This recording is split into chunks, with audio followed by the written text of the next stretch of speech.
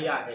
काल नीलम गोरे यांनी 2 मर्सिडीज दिल्यानंतर आमदारकी मिळते शिवसेनेमध्ये ठाकरेंमध्ये असं बोललं होतं। त्याला काउंटर करताना संजय राऊत असं म्हणाले की नीलम गोरे या अत्यंत निर्लज्ज आणि विकृत बाई आहेत। एका महिला नेत्यावरती अशा पद्धतीचं विधान करणं कितपत योग्य आहे राजकारणामध्ये?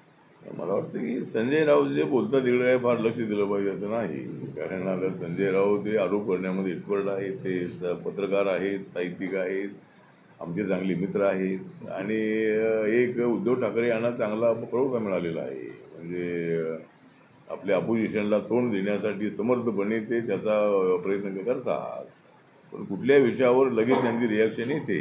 पण एक नीलम गोरे या माझ्या पक्षामध्ये होत्या, रिपब्लिकन पक्षामध्ये त्या 2 वर्ष होत्या आणि माझ्या पक्षाकडून त्यांना MLC देण्याची त्यांची इच्छा होती, मागणी त्यांची मिळाव्याची इच्छा होती, पण काय तशी आम्हाला देता आली ना, आमच्याकडे एवढ्या MLC नव्हत्याही।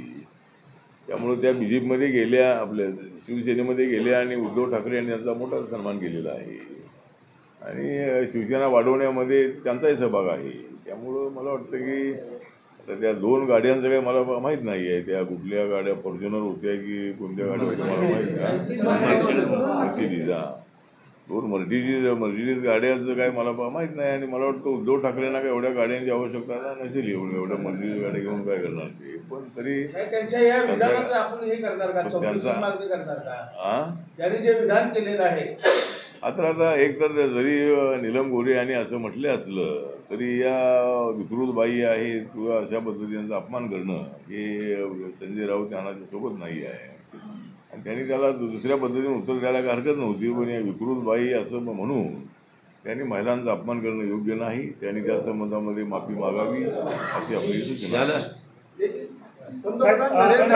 कर्नाटकमध्ये मारहाण करण्यात आलेली आहे आणि कन्नड रक्षण वेदिका समिती जी संघटना आहे तिथली ती वारंवार महाराष्ट्रातल्या लोकांना असं मारहाण करणं, बसेसला काळं फासणं अशा प्रकारचे कृत्य करत असते। आपलं काय भूमिका असणार आहे अशा संघटनेमध्ये? या घटनेचा आम्ही तीव्र निषेध करतो आणि माननीय नरेंद्र मोदीजी कर्नाटकच्या मुख्यमंत्र्यांच्या संपर्कात आहेत आणि अशा घटना घडू नयेत। आणि गेल्या अनेक वर्षांपासून बेळगाव आणि हा जो सगळा परिसर आहे मराठी भाषिक तो महाराष्ट्रामध्ये आला पाहिजे अशा पद्धतीची तिथल्या स्थानिक लोकांची मागणी, आमची मागणी आहे। पण महाजन कमिशननी जे काय रिपोर्ट दिले आणि त्यांनी त्याची जी काही लाईन अशी ठरवली, त्यामुळं मराठी भाषिक लोकांचा सगळी गावं त्या कर्नाटकमध्ये गेलेली आहे।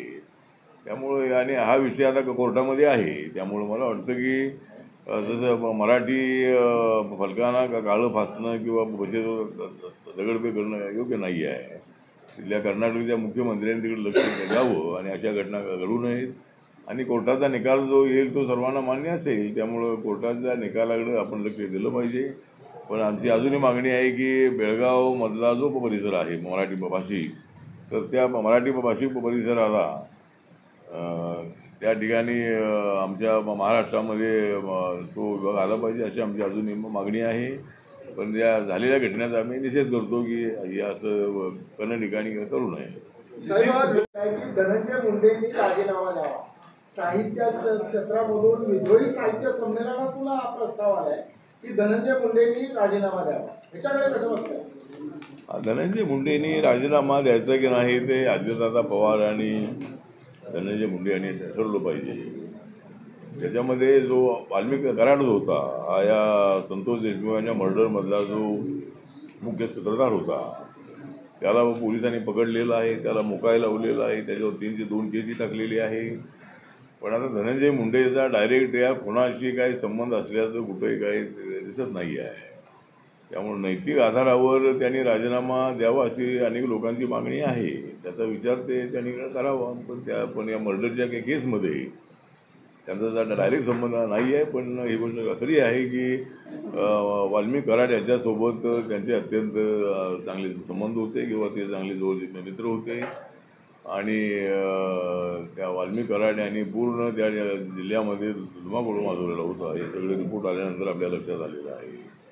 तो आरोपी त्यामध्ये आहे, पण कुणाशी त्या धनंजय मुंडेचा काही संबंध असल्याचं चित्र दिसत नाही आहे।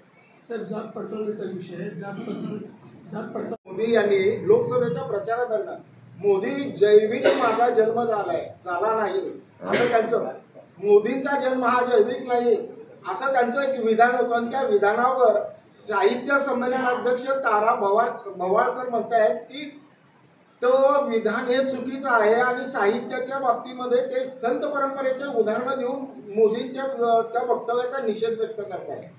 ठीक आहे, वेगवेगळे मतं असू शकतात. त्यामध्ये मोदीजींनी जी आपली भूमिका मांडली त्यांचा तो विचार आहे. आणि आपल्या काय नाव त्यांचं?